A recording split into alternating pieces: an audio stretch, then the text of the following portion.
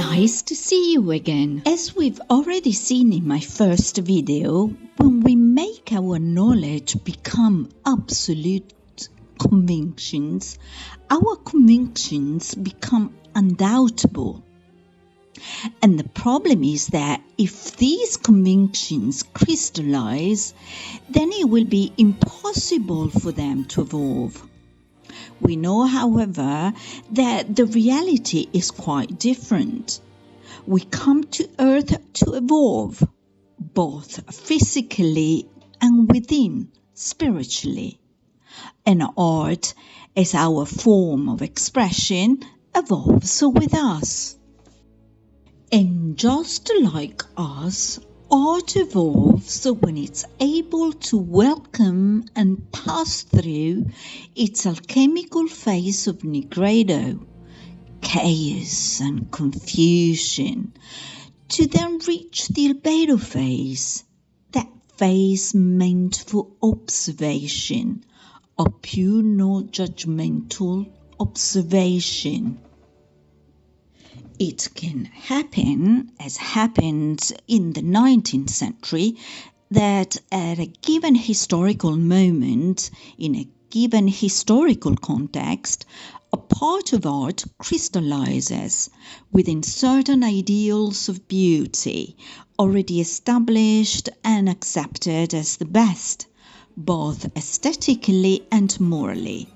This is the case of Renaissance art, for example, the most widely taught in the Parisian academies of the 19th century. Meanwhile, it can simultaneously happen that another part of the art world feels a surge, a new surge, to break away from that type of art of classical or neoclassical taste in our case, to look for new poetics worth expressing and getting involved. And here, in the urge to renovate themselves, the artists keep their minds open. But when can we say that an artist keeps his mind open? When we feel that the artist's mind is well connected to his heart. It's not disjointed from his heart. When he's able to listen to his intuition.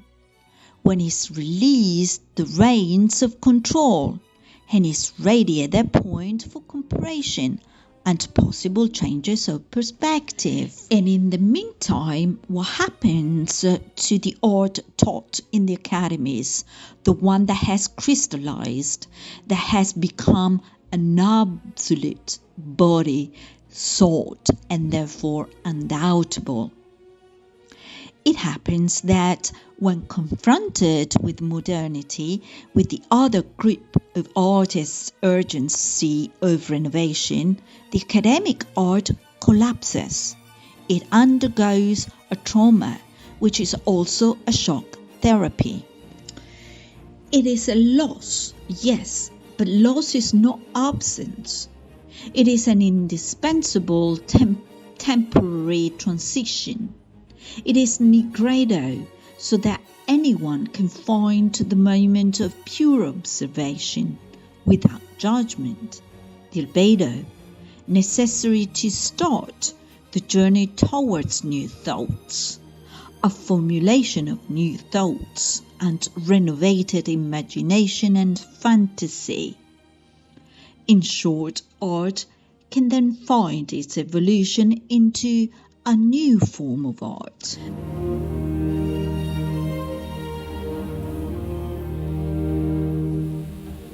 And now let's transfer all this long preamble into concrete terms, into history. Let's see what happened to art in the Western world throughout the 19th century. From the end of the 18th century to the beginning of the 19th century, Europe underwent a long period of upheaval.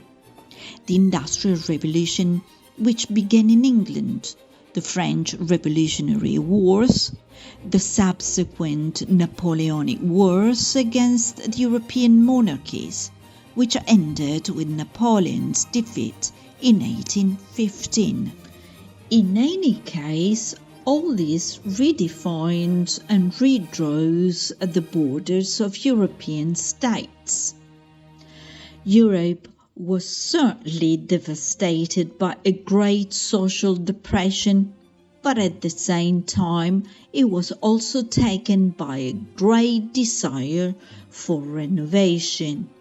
Revolutionary ideas had already spread widely.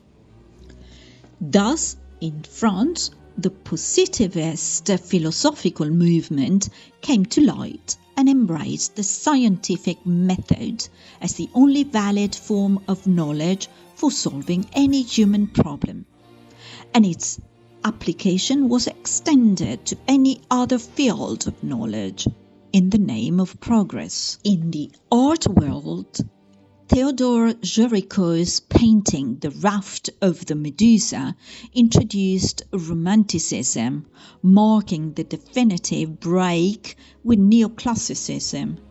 In this painting, Géricault abandoned neoclassical idealization for an emotional and more dramatic realism, showing human suffering in all its rawness. What happened to the raft of the Medusa is a real story. The sinking of the French frigate Méduse in 1816. It was a makeshift raft with 150 people aboard, abandoned at the mercy of the waves for days, and which transformed into a true tragedy of hunger, death, desperation, and even cannibalism until the survivors were rescued. In stark contrast to the neoclassical emphasis on history, myth, and order, Géricault here studies the insane in men and women to reach their soul. Romantic art and literature delves into pathologies and stirrings of the human soul, probing the depths of the psyche and its relationship with nature and its surrounding environment. Think of the French cursed poets, or Victor Hugo with the characters heroes of Les Misérables. Romanticism, with its scientific method of investigating human feelings and psyche, which made it also possible the birth of photography in Paris in 1839, not only did prefigure modern psychology, but also laid the foundations for it, just as it laid the foundation for more realistic art, for realism in art. But let's talk about all this in my next video.